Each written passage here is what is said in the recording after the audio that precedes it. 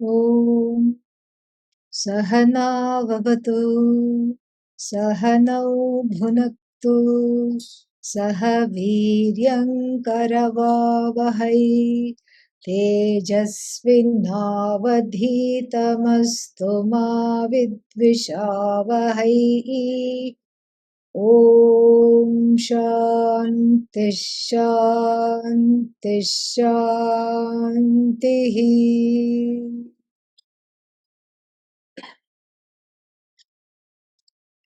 So, back to the Moksha Marathon, and let's see where we are here. Just to recap what we have been studying thus far, and yesterday we saw a few things. What did we see? We saw how the jnani, yogi, whatever you want to say, the person of self-knowledge who does not have, who is free of all limitations, especially emotional problems such as sorrow, pain, and wrong thinking. How does that person move around in the world? And we saw that there is we saw, and I said that such kind of people that is described in this 18th century text are probably an endangered, if not an extinct species. Why? Because the world is moving in a different direction, right? World is not in this way, and there is very little value given to a lifestyle that is simple. We have made our lives extremely complicated, and we continue to make our lives extremely complicated. And then also we search for comfortable situations. Nothing wrong, but then the idea is not to live like a poor person. Even though we are seeing that in these verses, the idea is not to live as though one is in poverty. That's not the point. The idea is to be unmindful of one's circumstances, and number one. And number two, the idea also is to be unaffected by whatever comes and whatever goes. So if one is in a time of adversity and all that is there to eat is just some roots and fruits, one is okay with that. One is okay with eating roots and fruits, and one is fine with that. And if the next day one is invited to a banquet, one is fine with that also. That is the idea. It's not that the person is choosing to sleep on the ground. We saw various places of sleeping. First was the bed, bed of sand. Sleeping in the bed of sand was the first one. And what was the second one? Sleeping on the floor was the second one. Sleeping on a stone slab. And then all these things we have seen.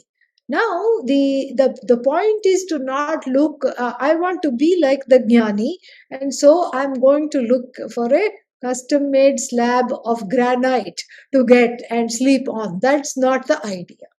The idea is that two things. The one we have already discussed. One is unmindful of one's circumstances. Whatever is there, one is okay with. That is the idea. That is the first idea. The second idea is that sometimes in searching for comfort, one compromises a lot in searching for comfort. One compromises sometimes one's values and one's ethics also. Or one sometimes, even if values are not compromised, one gets into a codependent or a dysfunctional relationship with others.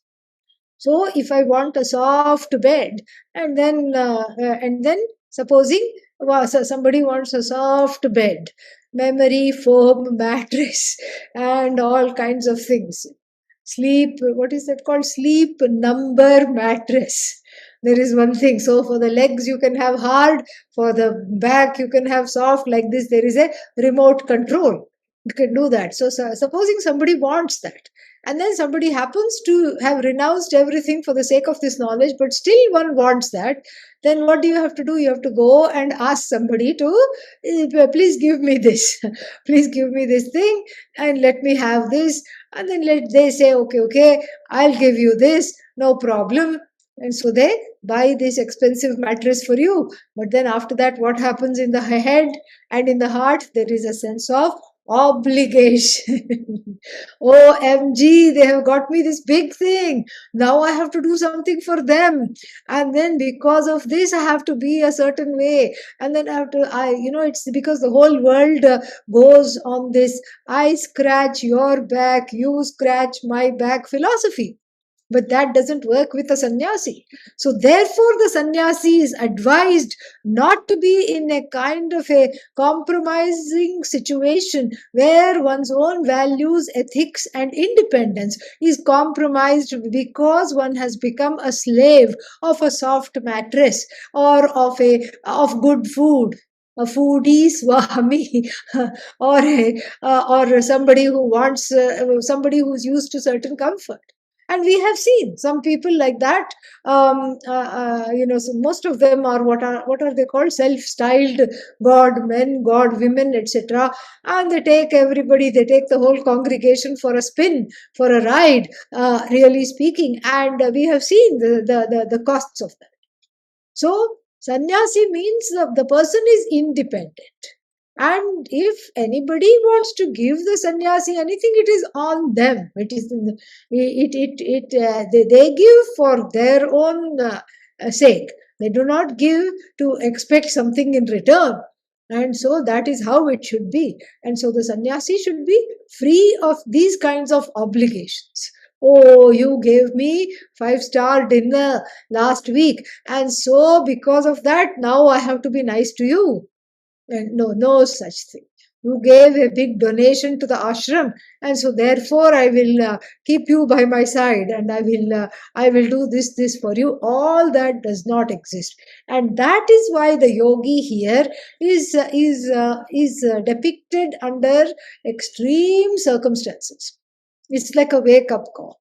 So wherever there is, you can make a bed of anything, really. And if one is in desperate situations, let's say one is running away from in some kind of a war-torn country.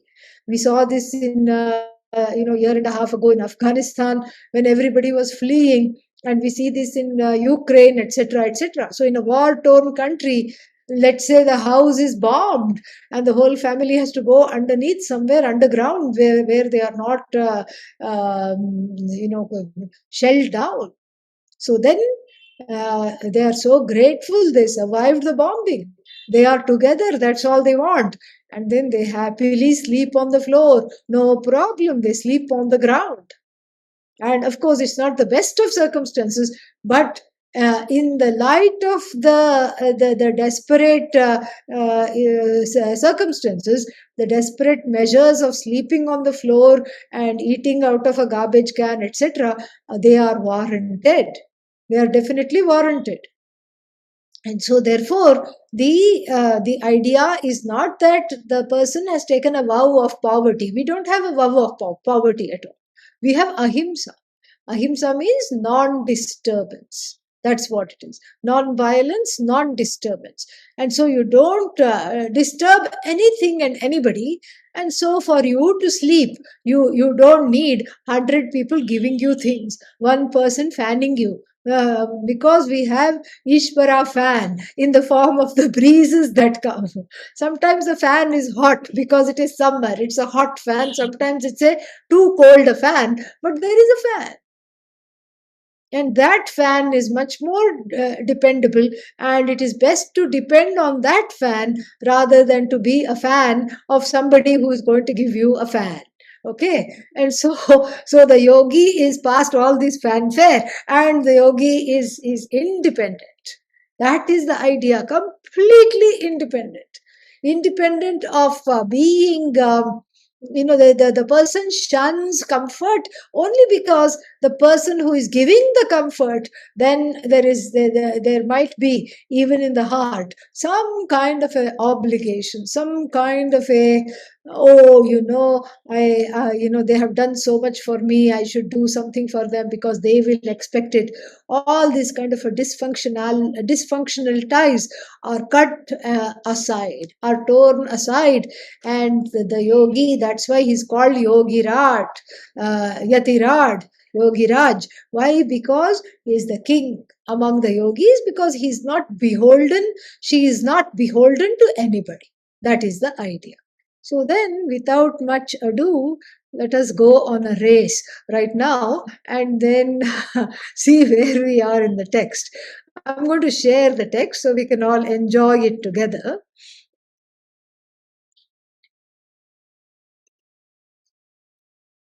Hope you are everybody is able to see this. Okay.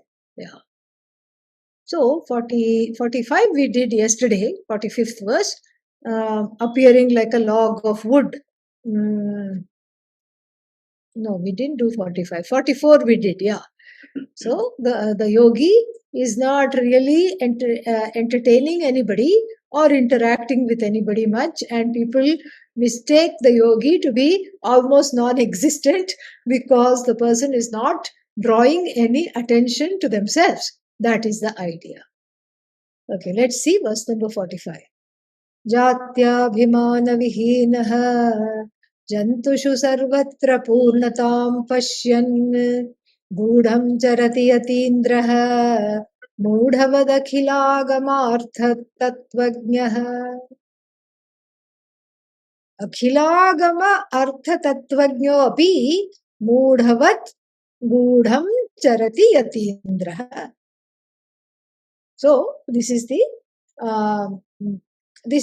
how does the ascetic, the king of ascetics, the king of mendicants, meaning the one for whom this knowledge is firmly established in the heart, that I am one with everything, nothing is separate from me. So how does that person move in the world?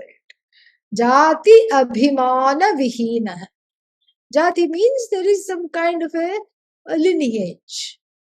And so, oh, I belong to this great lineage. Iti, this kind of an identification, not there. I am from the Paramahamsa lineage. I belong to Sringeri Acharya lineage. All this is not there. I am a Dandi. Dandi Swami means the Swami who carries a stick. It's very interesting why they carry the stick. The stick is the ahankara. In the morning class, we talked a lot about the ego. So what they do is they give their I-ness to that stick. So they make the stick the ahankara, the ego. And why should the stick be the ahankara? So that it doesn't stick to me. That's why. So the stick is the ahankara and the stick is kept aside. So the idea is I am not the doer. So they carry the stick everywhere. And it also helps as a walking stick as they grow older. So then there is so the whole idea of having the stick is not to be egotistical, but then if you say, oh, I am a dandi, I am a stick swami, stick carrying swami, see, I have no ego at all. What is this? When you say I have no ego at all, that means it's the ego that is saying you're being egotistical about not having an ego. It is just too much. And so therefore, jatyabhimana vihinaha.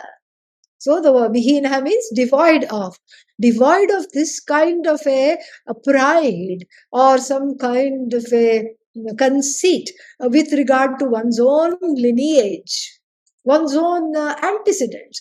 Oh, and then people like to talk about this even after gaining sannyasa. Oh, before I was a sannyasi, I was a great entrepreneur. In fact, I was the CEO of such and such a company. I gave everything up. And look, now I'm a sannyasi. And do you know how many people I employed in my company? Half of the town was employed by my company. So this is also some kind of a abhimana. Abhimana here, identification, a conceitful identification with the past, with some aspect of oneself, or even, the lineage means of the future also. Do you know how many students I have?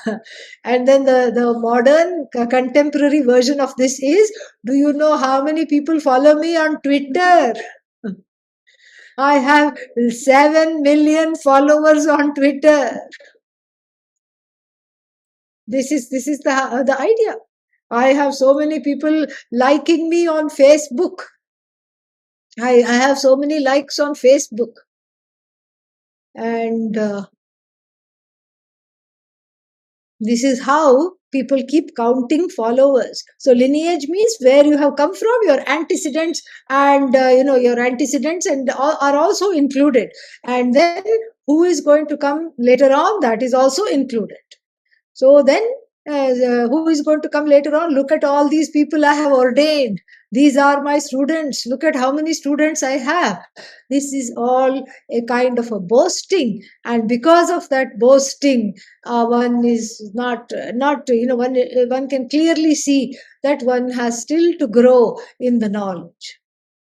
So then, how do they see the people? Jantushu purnatam pashyan. Jantushu means among all the beings, not just human beings, all the beings. Sarvatra, everywhere. Purnatam pashyan.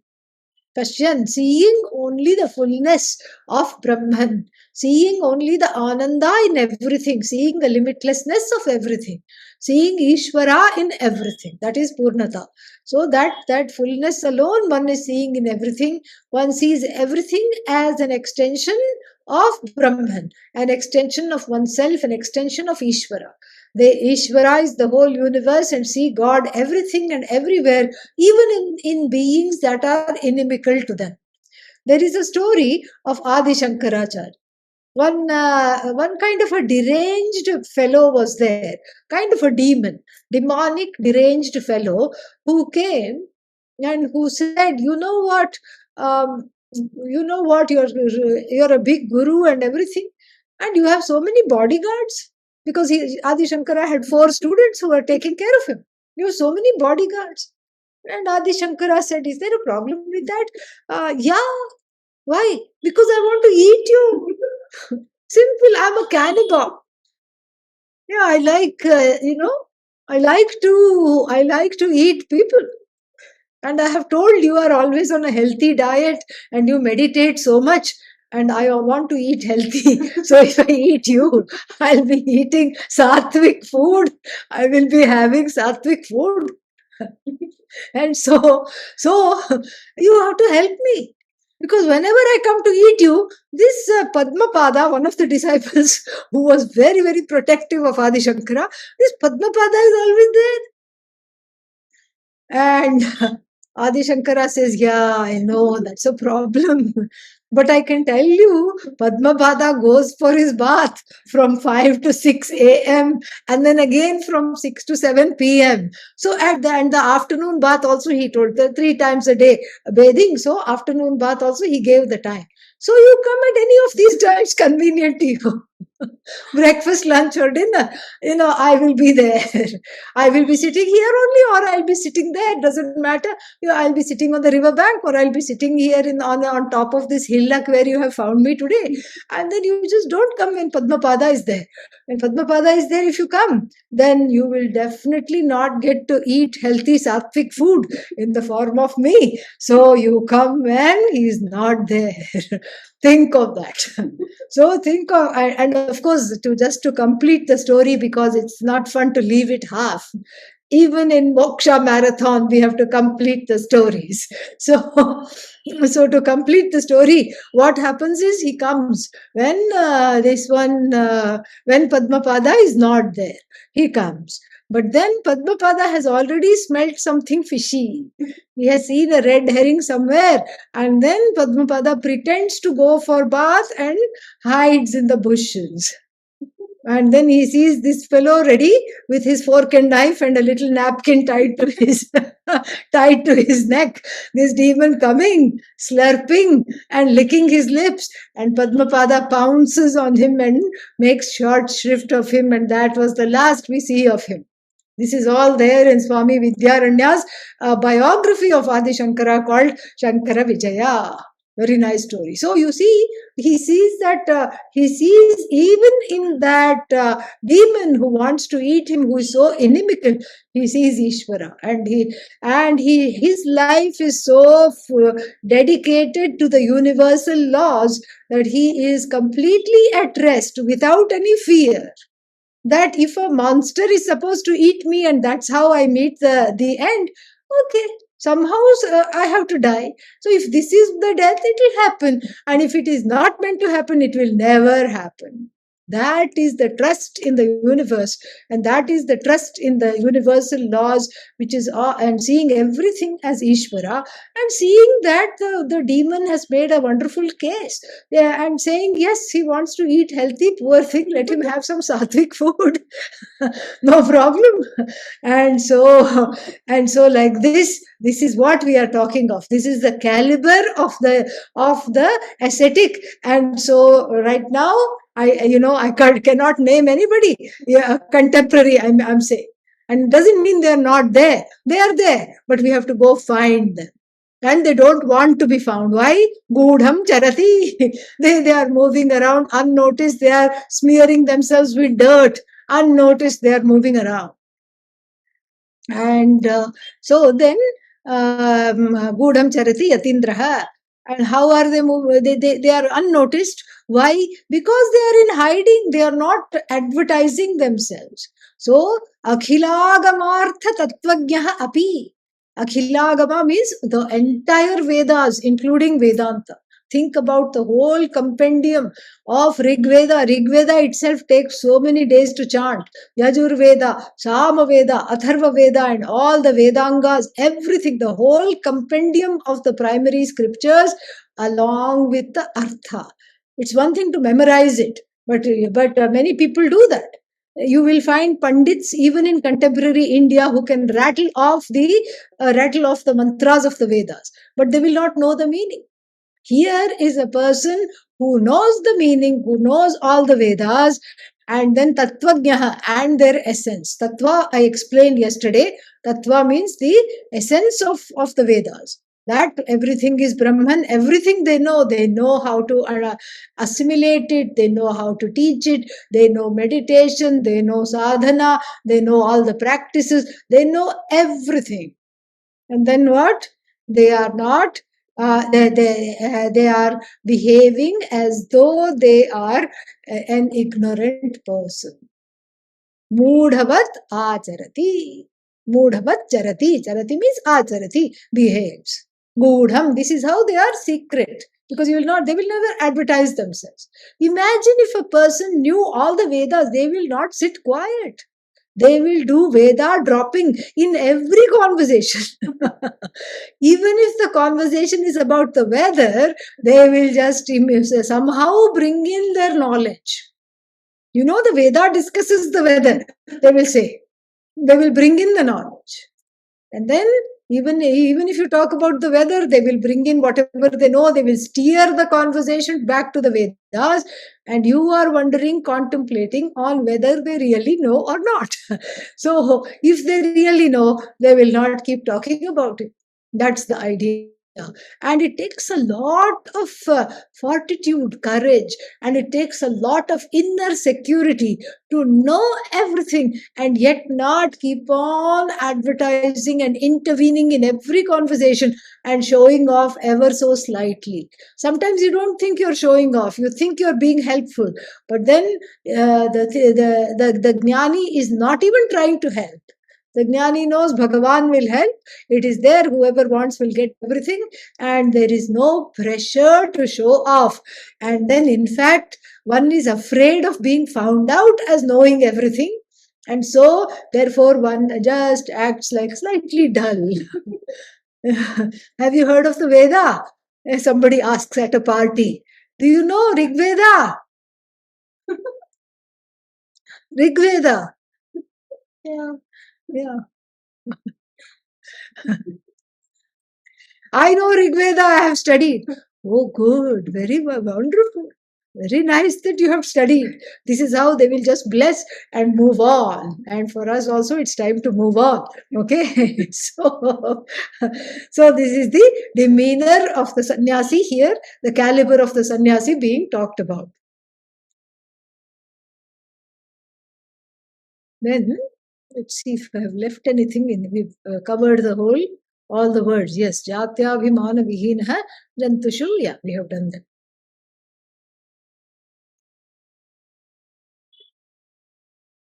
Okay.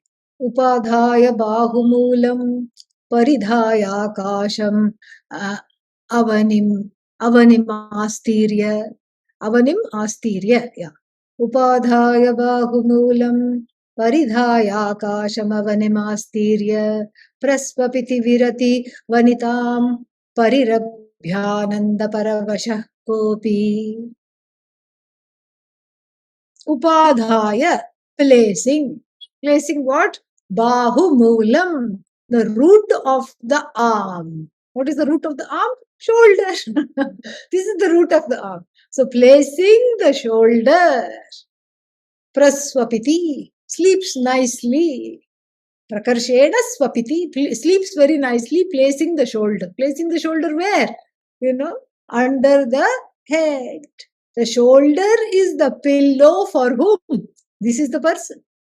So placing the shoulder where? As a pillow for the head.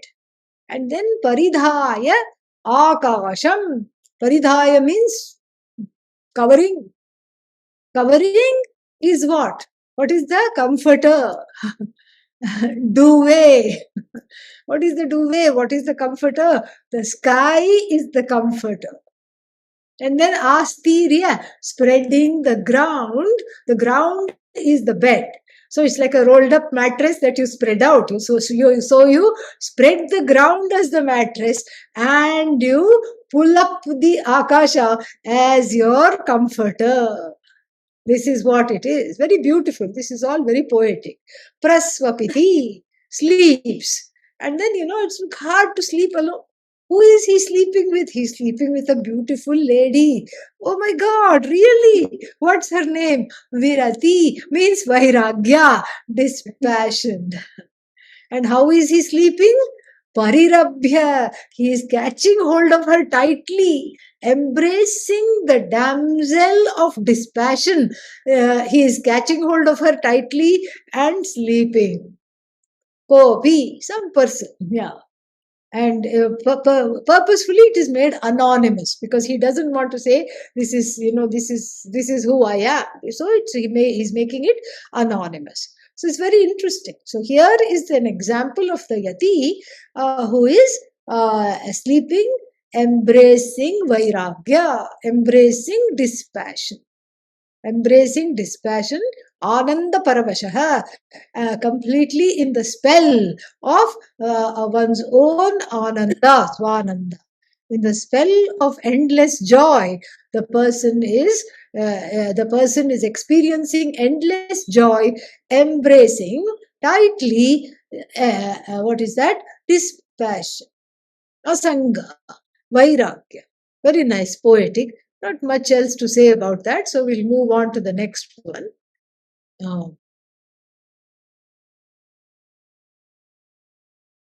गतभेदवासनाभिः स्वप्रज्ञोदारवार नारिभिः रमते सह यतिराज स्त्रियन्तान्तः पुरे कोऽपि. So this is little more involved. The same idea, okay? The same idea, trying to make a play of this embracing of women, etc. Even though the sannyasi is supposed to be celibate, so what will be these so-called women? And here the women or the sleeping partner is actually all these values such as the vairagya, viveka, etc. So gata bheda vasana bhihi. So gata means what the one from from which from whom all the notions of high, low, and up, down, rich, poor, bheda, differences have departed, and from whom all the vasanas, the even the whiff of a difference, Veda vasana, even the whiff of a difference, all the vasanas connected to the difference, means certain prejudices and orientations. We look upon people in a certain way. Oh, this one must be homeless. Oh, I have to clutch my bag harder because I'm passing this person. Oh, this one must be very well equipped and well endowed. Let me say hello, and I should befriend this person, I should keep this person at bay. This kind of a thinking is not there at all for the person. And then, so gata bheda vasana bhihi, and then so such a person, by this kind of a demeanor, swaprajna udara vara nari bhihi. Swaprajna udaravara naribhi. Difficult to translate word by word, but the gist of it we can understand here. Swaprajna means one's own knowledge. The knowledge of that oneness. That oneness, that I am one with everything. This knowledge are the women. The knowledge in the form of this, the knowledge in the form of women. So the Upanishads are the women, because he is here, the person, the Yati, is talked about as Vyatiraj, the king of the Yatis. So there is a little pun, because if you take the ancient kings, they always had a one main queen, and then they had a lot of other wives and courtesans. And where were all these people? They were in the women's quarters, because they needed to be kept safely. So they were in the women's quarters, where very few people would go, and other men were not allowed to go. Only other women would serve them. So this was called Antafpura. Pura means like a city, but actually here it's not a city, it's a quarter. So Antafpura means the inner quarters, and that was like a metaphor for the where the women stayed. And only elderly people, like some elderly minister or some elderly person, was allowed to go, but not anybody else. Men were not allowed at all. And so this, there is a pun on the word Antafpura. So Antafpura means inner quarters, and of the palace where the women are kept. Here what? Here the Antafpura is what? The heart. The heart is the Antafpura. My inner, the inner apartments, the inner house. The inner house, where I am housing all these beautiful women. I'm housing all these women, these lovely women. And who are the women? The knowledge of the Upanishads. All the Mahavakyas, each of them are wonderful partners for life. So these are all life partners. And then the sannyasi says, don't ask me to choose. Each one is very dear. Kena, come here. Let me embrace your verses. Yeah. Oh, Kathopanishad, don't go far away. You're next. And then Mandukya, what would I do without you? Mundaka, here I come. Don't go away. Don't be elusive. So, like this, the one who is cohabiting with the knowledge of the Upanishads. It's not the text of the Upanishad, it's the knowledge that is contained therein, which has been totally and fully and completely assimilated, internalized, and the inner quarter is the heart. So it is a knowledge that has gone from the head to the heart, percolated and touched and opened the heart, which is where the life partners in the form of the Upanishads are there. And what does the sannyasi do? Tena saha, saha, not tena, tabhihi saha ramate. Sports with all of them, plays with all of them. Plays with all of them. Plays with the Upanishad, meaning the words in the Upanishad. Plays with means dwells upon the words of the Upanishad as oneself. So attains oneness with the knowledge of the Upanishad.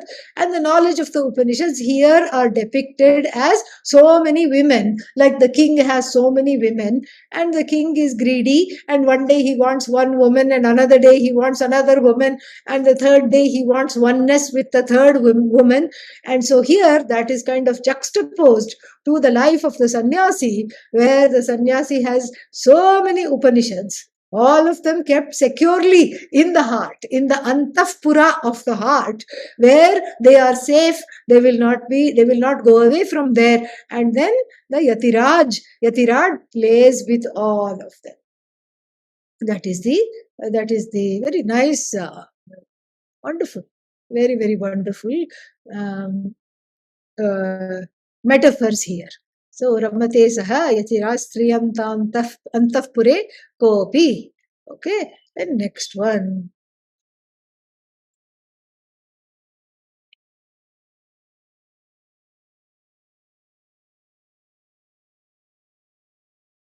वैराग्य विपुल मार्गम विज्ञानोद्दाम दीपकोद्दीप्तम आरुह्य तत्वहर्म्यम मुक्त्या सह मोदते यतिराट.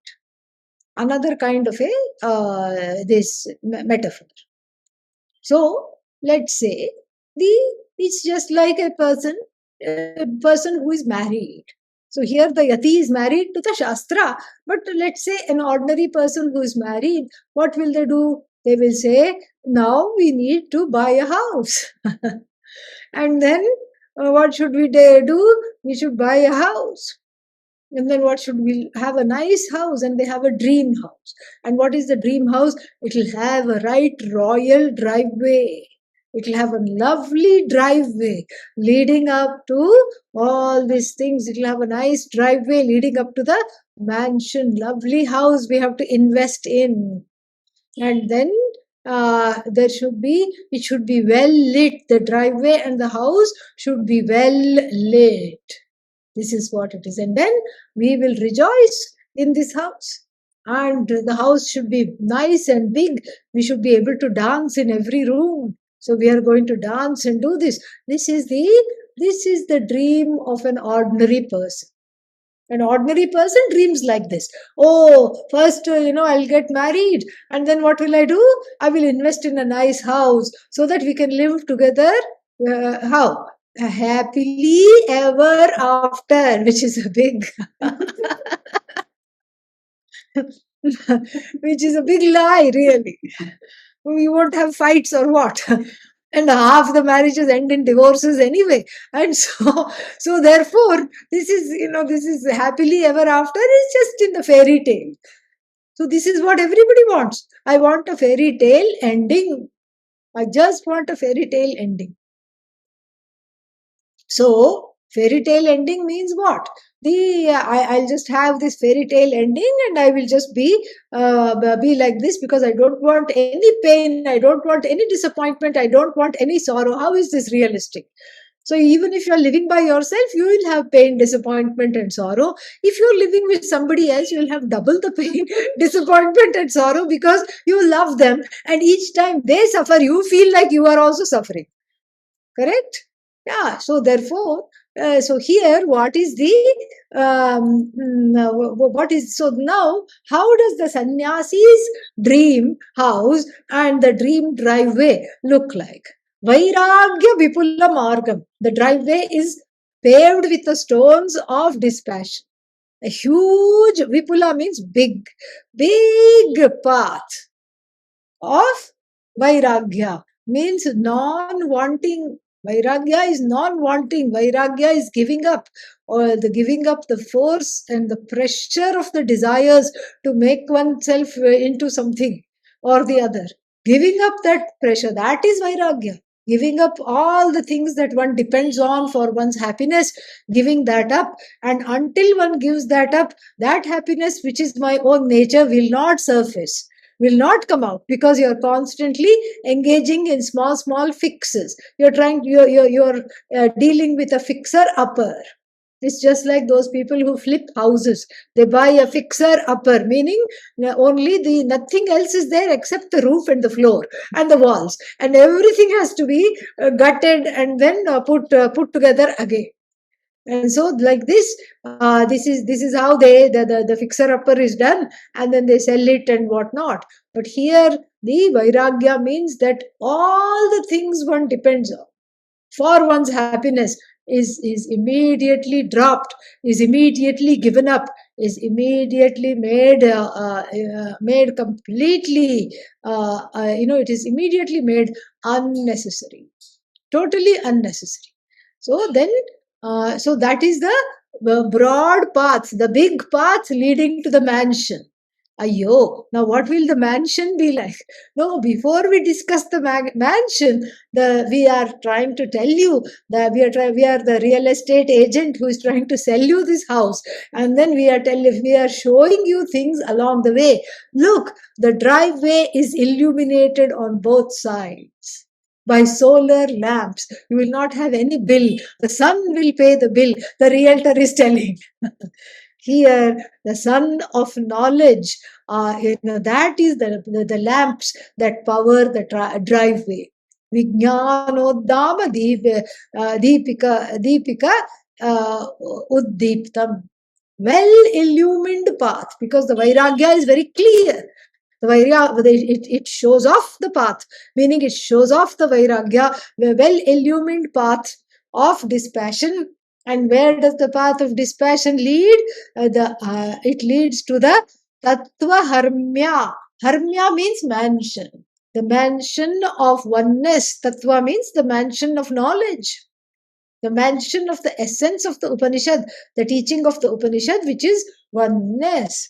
Aruhya, having ascended, having gone inside, having ascended the steps to this Tattva Harmya, Tattva mansion, then the Yati and his partner, whose name is Mukti. Mukti means liberation. It happens to be feminine, so there's a lot of wordplay. So Yati and Mukti are dancing, cha cha cha cha cha cha, meaning Yati is enjoying the liberation after having illumined the path, the spiritual path, with the light of knowledge and the pathway of Vairagya. The pathway of Vairagya, lit by the light of the knowledge of the Upanishad, leads to the mansion of oneness, where one can dance with the damsel of liberation. That is just very poetic, very nice. Then what else do we have?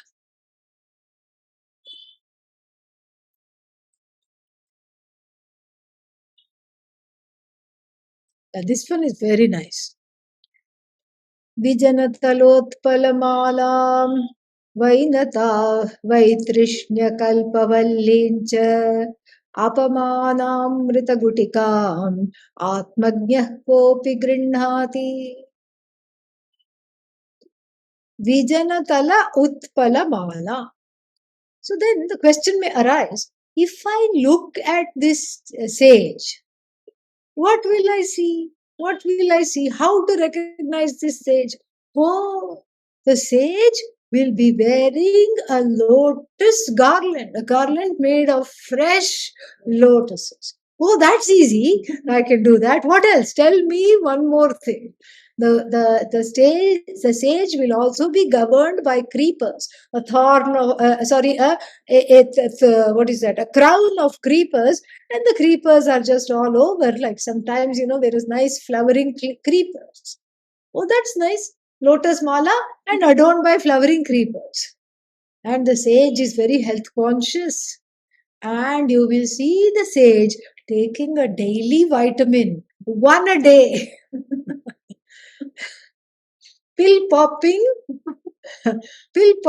pandit, this is okay. So one a day. So the sage is popping a pill, and then that is how you will recognize the sage. Oh, this is very intriguing. Let me look. Lotus mala, anybody? adorned by creepers, anybody? And then what else? Anybody who is taking a pill every day. for the sake of longevity and health. One a day, vitamins, amino acids, and B complex, all these things are included in that. Extra B complex, all iron, everything is there. And so, if you keep looking like this, you will look like this forever because each one is rife with a symbolism.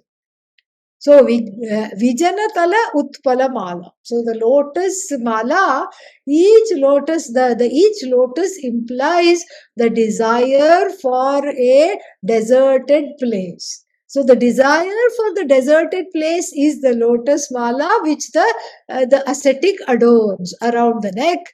Vanita Vaitrishna Kalpavalli. So the Valli, Kalpavalli means the wish yielding creeper.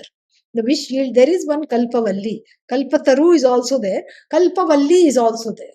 Kalpavalli is a pun because there was in ancient times a wish giving creeper, and then Kalpavalli is a pun because it is also a medicine. It's a medicinal herb. Kalpavalli, Ayurvedic medicinal herb, and it's a particular kind, some kind of a creeper, the leaves of which are medicinal. And so, what is this Kalpavalli that one is wearing? One is wearing Vanita Vaitrishna. Vaitrishnya means Vaitrishnyam means the freedom from longing of what? Vanita, women. Yeah. So there are no sexual urges needing to be satiated, for which one is looking for some people, and neither is there emotional urges for companionship. There is loneliness, I have to fill something up.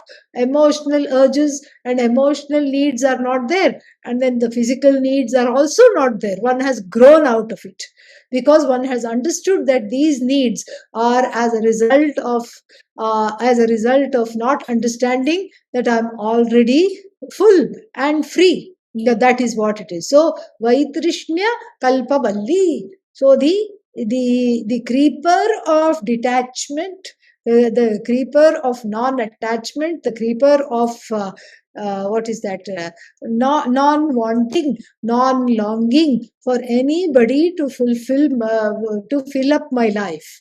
No life partner, all these things. And then what is the pill popping sannyasi? And then apamana amrita gutika.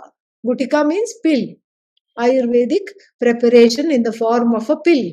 We have gutika, we have kashaya, and then we have what else? We have gutika, kashaya, arishta, and then some, arishta usually has some alcohol, fermented, like alcohol kind of a preparation. And then we have certain lekhyas, things that are to be licked, like chavana prash is a lekhya, sticky thing, gooey, sticky things we have. So like this is gutika.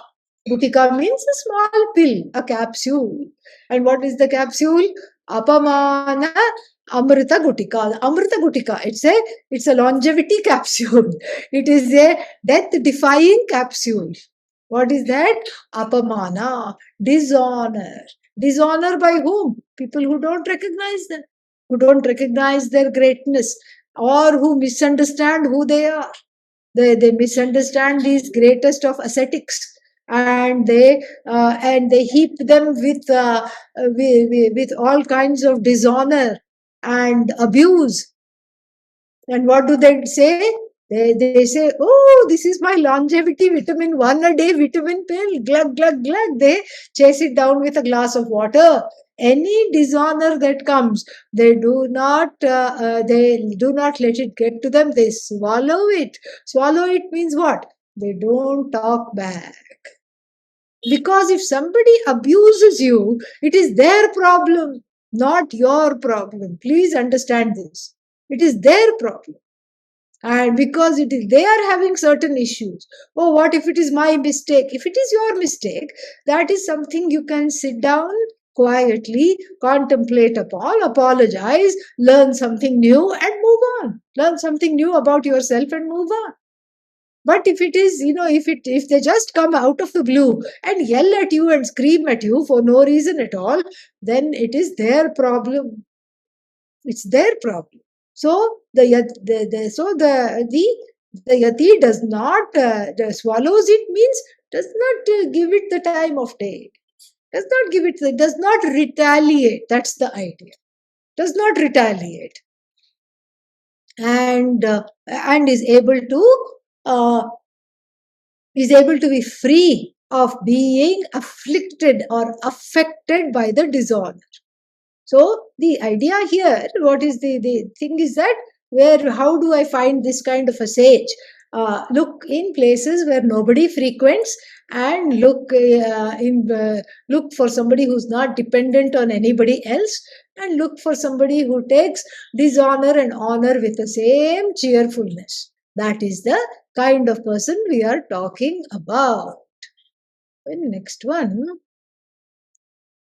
न निषेधति दोषधिया गुणबुद्ध्या वा न किञ्चिदादत्ते आविद्यकम् अखिलमिति ज्ञात्वा ज्ञात्वोदास्ते मुनिः कोऽपि.